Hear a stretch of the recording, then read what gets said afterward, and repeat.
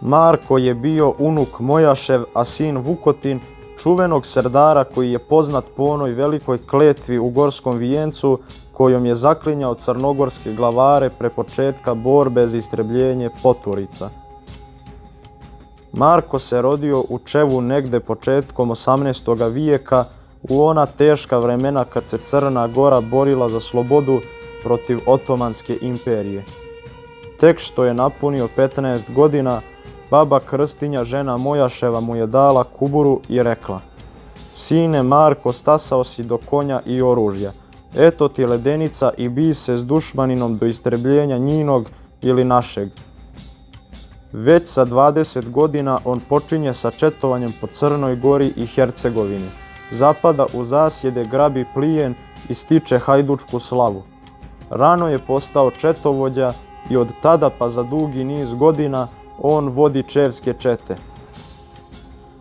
Jednom prilikom serdar pokupi četu iz Velestova, Vojnića i Markovine te je povede u Hercegovinu.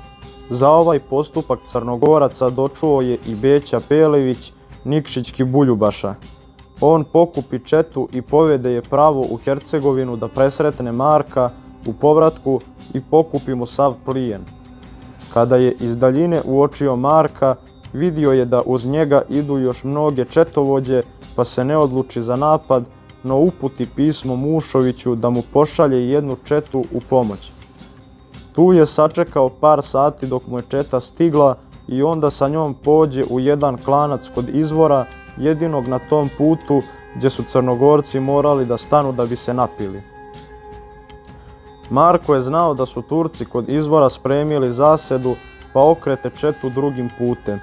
No brat mu Kejo biješe mnogo žedan i reče da mora da ide na izvor da se napoji. Uzalud je bio sav trud Crnogoraca da ga odvrate, on je sa još 6 hajduka pošao na potok. Tek što su se sagli da piju vodu, a Turci otvore oganj iz pušaka i sve ih pobiju.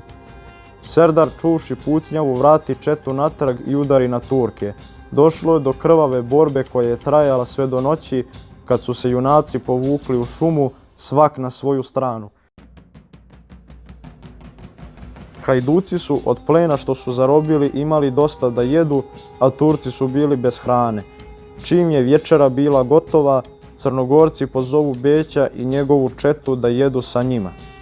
Ovi, misleći da ih zezaju, pitaše jesu li ozbiljni. Marko im odgovori da jesu.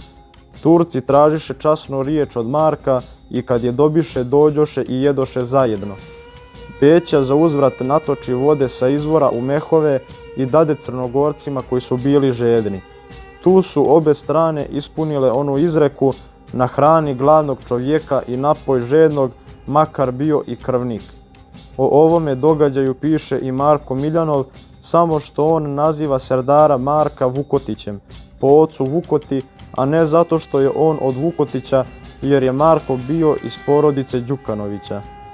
Sjutradan su se čete u miru razišle i nije došlo do krvoprolića.